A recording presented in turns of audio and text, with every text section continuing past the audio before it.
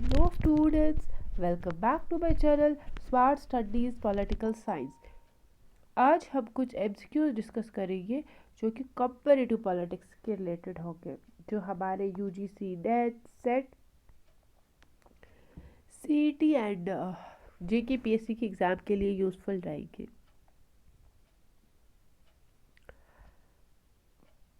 सो हमारा first MCQ number 1। Okay, which of the following pairs is not correct. कुछ pairs दिए गए हैं, हमें ये बताना है कि इनमें से कौन सा करेक्ट नहीं है। Option 1 USA double citizenship, option B India procedure established by law, option C Australia unitary form of government, option 4 Switzerland.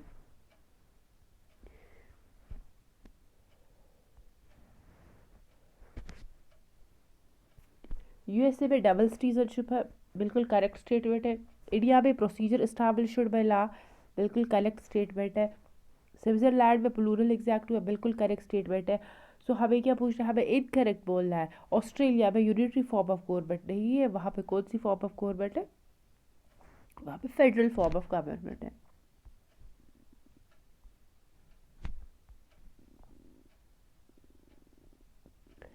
Question number 2. Who among the following divided the non-competitive party system into one party authoritarian, one party pluralistic and the one party totalitarian? इनमें से किसने parties की अपनी जो divide की है politic इसमें party system को competitive party system into one party authoritarian, one party pluralistic and one party totalitarian? किसने क्लासिफिकेशन दे दी है? Option number 1 Alan Ball, option number 2 Palab Bora and the Byron winner, option 3 Harry Eckstein, option 4 James Chubb। किसने divide कर दिया है party system को into one party authoritarian, one party pluralistic and the one party totalitarian? इसका जो right answer रहेगा that's option number B LaPalombara and the Myron Weiner. आपको याद रखना है, एग्जाम में पूछ सकते हैं। Authoritarian, pluralistic and totalitarian. Question number 3. In which of the following forms of government is the second chamber an indispensable part of legislature? legislature की दो parts होते हैं, lower house upper house होता है, लेकिन इनमें से कौन सी form of government में जो lower house होता है सेकंड चैम्बर होता है, सेकंड चैम्बर जो है वो इंडिस्पेंसिबल पार्ट ऑफ लेजिस्लेचर है, वो पार्ट ज़रूरी है, वो मतलब इंपॉर्टेंट पार्ट ऑफ लेजिस्लेचर है। Option number 1 presidential form of government, option number 2 parliamentary, option 3 unitary, option 4 federal. Unitary form of government के लिए ज़रूरी नहीं है, पार्लियामेंट्री के लिए it's important for the federal form of government, क्योंकि फेडरल में पावर्स जो होते हैं वो डिवाइडेड होते हैं बिटवीन सेंटर एंड स्टेट। वहाँ पे दो लेवल पे गवर्नमेंट होती है, एक तो सेंटर लेवल पे होती है and the number 1 state level पे गवर्नमेंट होती है। सो इसके लिए जो है सेकेंड चैम्बर जो है वो इंडिस्पेंसिबल पार्ट ऑफ लेजिस्लेचर होता है। Question number 4। Which of the following books has a chapter on politics in India? इनमें से कौन सी बुक में एक चैप्टर है politics in India? Option 1 civic culture revisited, option 2 politics and government, option C political development and social change, option 4 comparative politics today. इसका जो right answer बताना है, इनमें से कौन सी बुक में एक चैप्टर है politics in India? That's option number 4 comparative politics today. The concept of civic culture was developed out of the survey.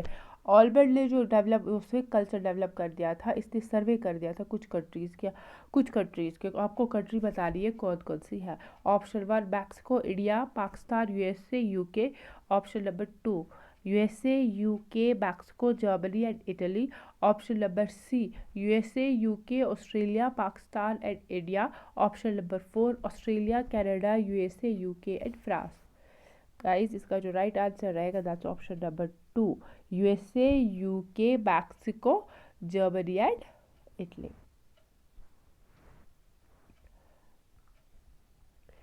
Question number 6। Unequal exchange is the formulation of unequal exchange, एक concept है, किसने दे दिया था? Option number 1 Samir Amin, option number 2 Amartya Sen, option number C Paul Sweezy, option 4 A G Frank. So unequal exchange किसने दे दिया था? ये सबीर अमीन का कॉन्सेप्ट था। सबीर अमीन के अकॉर्डिंग जो कोर एंड पेरीफ्री वाला जो कॉन्सेप्ट है कि दैट नेशंस जो है वो दो पार्ट्स में डिवाइडेड है, एक तो कोर हो गया, एक तो पेरिफ्री हो गया। तो कोर जो है वो डेवलप्ड कंट्रीज़ है जो एक्सप्लॉइट कर लेती है पेरिफ्री वाली कंट्रीज़ को, दैट्स डेवलपिंग कंट्रीज़ को। इसी में इन्होंने ये कॉन्सेप्ट दे दिया था अनइक्वल एक्सचेंज की, दैट इनमें से जो ये एक्सचेंज है ये जो दो कोर एंड पेरिफ्री के बीच में हो रहा है ये इक्वल नहीं, ये अनइक्वल है। क्यों अनइक्वल है? क्योंकि कोर जो है वो एक्सप्लॉइट कर रहा है पेरिफ्री को। Question number 7. Divergence classification of the party system is derived from the experience of political parties in Divergent ने जो अपना classification of party system दे दिया था, that is cell, branch, militia, जो भी इसने दे दिया था, इसके according वो किस पे based था? It was derived from the experience of political parties in option 1 Western Europe, option 2 all the democracies of world, option 3 party system in developing world, option 4 political party system in the communist world. इसका जो answer रहेगा that's western Europe. Western Europe को study करने के बाद इसने अपना party system दे दिया था। Question number 8. Which of the following statements are correct about the president of America? America की प्रेसिडेंट के बारे में हमें कुछ स्टेटमेंट्स दिए गए, हमें बताना है कौन सा सही है। Option number 1, he is the head of the state and the head of government, all executive powers are vested in him. Option number 3, he is bound by the advice of cabinet. Option number 4, he has the power to dissolve the legislature. दो forms of government होती है, presidential form of government, parliamentary form of government. India में parliamentary form of government है, जबकि USA में presidential form of government होता है। USA का जो प्रेसिडेंट है he is the head of the state and the head of the government, लेकिन इंडिया में जो कि पार्लियामेंट्री फॉर्म ऑफ गवर्नमेंट है वहाँ पे प्रेसिडेंट जो है वो हेड ऑफ द स्टेट होता है और गवर्नमेंट जो है head of the government prime minister होता है। तो ऑप्शन नंबर 1 जो है वो बिल्कुल सही स्टेटमेंट है। All the executive powers are vested in है, बिल्कुल सही स्टेटमेंट है। He is bound by the advice of the cabinet, incorrect statement है, वो कोई एडवाइस ऑफ द कैबिनेट से बाउंड नहीं होता है। He has the power to dissolve the legislature, ये भी इनकरेक्ट स्टेटमेंट है, इसका ऐसा कोई पावर नहीं होता, लेजिस्लेचर के साथ कोई कनेक्शन नहीं होता है। So option number 1 and 2 is the correct answer.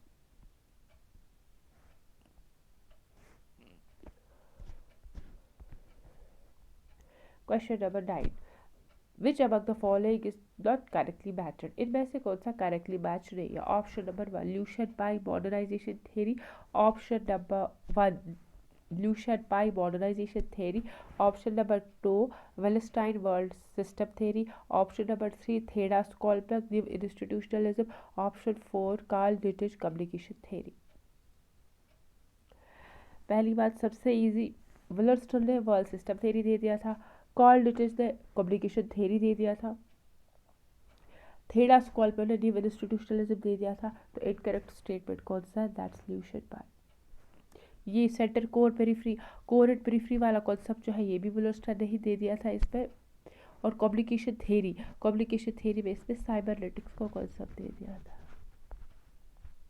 Guys अगर आपको इन कॉन्सेप्ट्स पे एक वीडियो चाहिए तो आप मुझे कमेंट सेक्शन में बता दीजिए।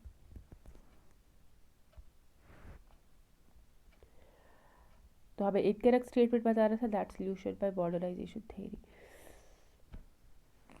विच of the following pair is not correctly matched? इनमें से कौन सा पेयर, ये कॉमन कॉन्सेप्ट है, बार बार रिपीटेड को एग्जाम्स में पूछे जाते हैं। Which one of the following pairs is not correctly matched? Option first, Pareto, the concept of residue. Option 2, Mitchell, the concept of mass mind.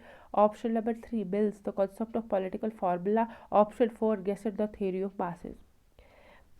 पहला जो स्टेटमेंट है, पैरेटो ने कॉन्सेप्ट ऑफ रेजिड्यू दे दिया था, रेजिड्यू एंड डिराइवेटिव, जिसपे ये बोलता है कि मतलब एक तो रेजिड्यू तो कॉमन मतलब हो गया रेजिड्यू का, जो लेफ्ट ओवर होता है, जो छोटा सा पोर्शन, स्मॉल पोर्शन होता है जो रह गया होता है। ये बोलते हैं कि that the distribution of wealth जो है इसमें एलीट थ्योरी के according distribution of the wealth, इसमें जो डिस्ट्रीब्यूशन ऑफ वेल्थ है जो हो रहा है, इसमें से जो अपर सेक्शंस ऑफ द सोसाइटी या माइक्रोस्कोपिक माइनॉरिटी जो एलीट्स होते हैं उनके पास सारी वेल्थ जो है वो चली गई, और जो बच्चे कुछ चीज़ जो वेल्थ होती है वो कॉमन मासेस में डिस्ट्रीब्यूट हो जाती है।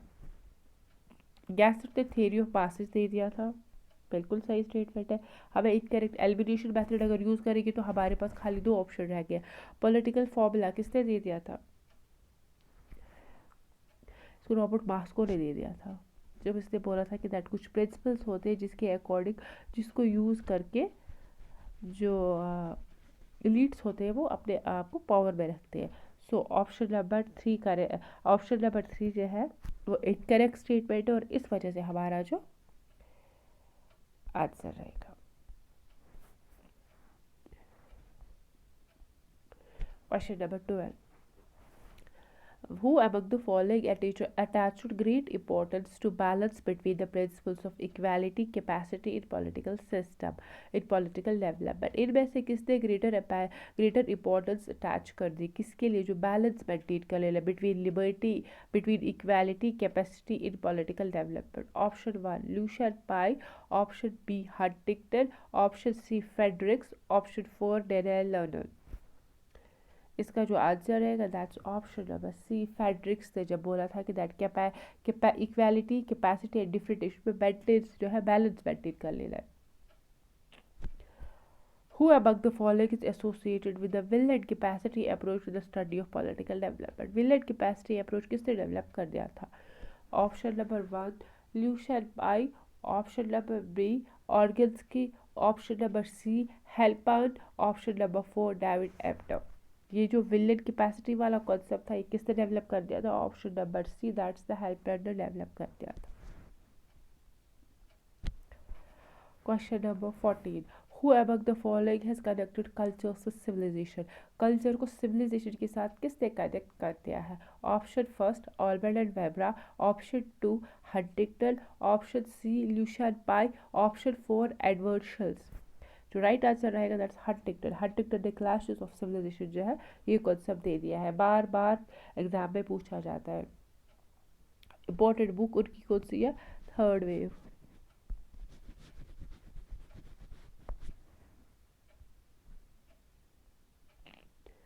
Question number 15, we are under the constitution but the constitution is what the judges says it is. which of the following countries can be applicable? ये किन कंट्रीज में can this be applicable? किन countries में ये applicable है कि that मतलब constitution जो है we are under the constitution but the constitution is what the judges say it. Option number 1 India, option number 2 America, option number 3 Switzerland, option number 4 Australia. इसका जो राइट आंसर रहेगा that's India and America. मतलब judicial interpretation का power जो है वो किसके? Judicial interpretation का पावर मतलब कॉन्स्टिट्यूशन को इंटरप्रेट करने का पावर जो है वो जुडिशरी के पास है। दैट्स ऑप्शन नंबर वाले 2।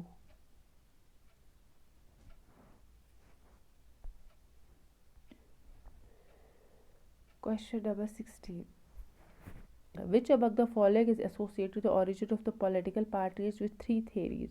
इनमें से किसने origin of the political parties के regarding 3 theories दे दी थी? Option institutional theories, historical crisis theories and developmental theories। 3 theories है, institutional, historical and the third is developmental theories। Option 1 La Palombara and बाइडूर विरन, option 2 Peter K Merkl, option 4 Harry Eckstein, option 4 Jean Blondel. इसका जो right answer रहेगा that's option A Palombara and the बाइडूर Weiner. इन्होंने क्या दिया था? इन्होंने 3 theories दे दी थी about the origin of political parties, that is the institutional theories, historical theories and the developmental theory। Question number 17, which of the following statements are not correct? Option 1 Swiss Federal Tribunal has the power to declare the unconstitutional law passed by the federal to declare a law to declare the constitutional unconstitutional and law passed by the federal legislature. Communist Party is banned in the USA. Constitution of India on the date of its commencement did have a provision that the advice of the Council of the Ministers would be binding on the President. Tories in England are known as conservatives.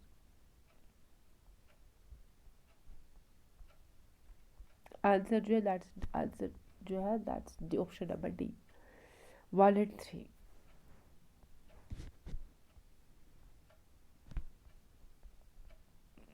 Statement number 1 that's the Swiss federal tribunal has the power to declare the unconstitutional law pass. अगर federal legislature ने कोई law जो है वो पास कर दिया, tribunal के पास ये पावर है कि वो इस लॉ को क्या डिक्लेयर कर सकता है? Unconstitutional. Federal passed by the federal legislature, federal legislature ने कोई लॉ पास कर दिया तो सिर्फ के जो फेडरल ट्राइब्यूनल है उनके पास ये पावर है कि उसको आज कॉन्स्टिट्यूशनल डिक्लेयर कर सकते हैं। Communist party is buried in the USA, ऐसा कुछ दिया। Constitution of India on the advice of the on the date of its commencement have the provision that the advice of council of ministers binding है। ये provision जो है at the commencement of the constitution जो है ये नहीं था, ये बाद में इंट्रोड्यूस किया गया था।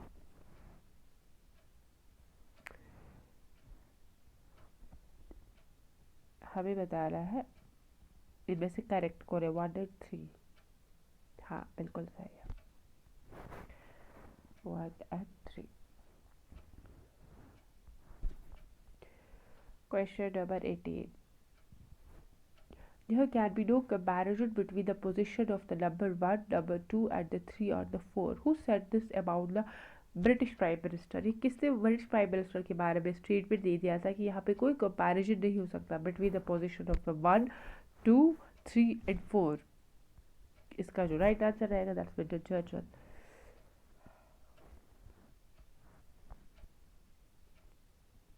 Identify the correct sequence of the following input functions. Almond ने जो अपना पॉलिटिकल सिस्टम दे दिया था जिसमें इसने कुछ इनपुट फंक्शंस दे दिए थे, आउटपुट फंक्शंस दे दिए थे।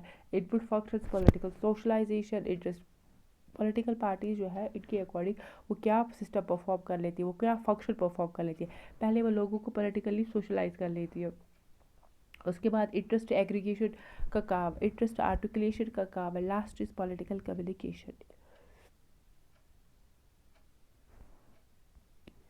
सबसे पहले हो गया था पॉलिटिकल सोशलाइजेशन।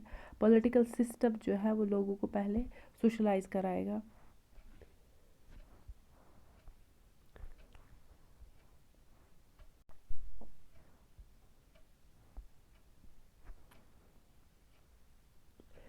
पहले हो गया पॉलिटिकल सोशलाइजेशन, उसके बाद हो गया था इंटरेस्ट एग्रीगेशन, थर्ड हो गया interest articulation and the fourth is a political communication. तो हमारा राइट आंसर रहेगा ऑप्शन नंबर बी।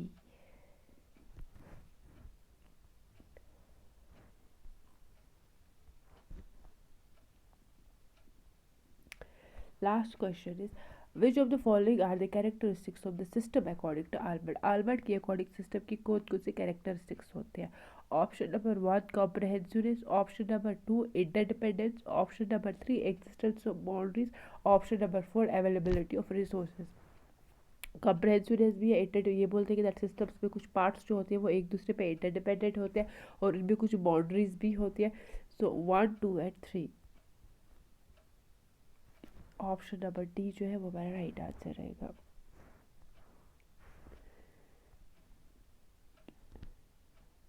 वीडियो पसंद आया होगा लाइक एंड सब्सक्राइब ज़रूर कीजिएगा। Thank you.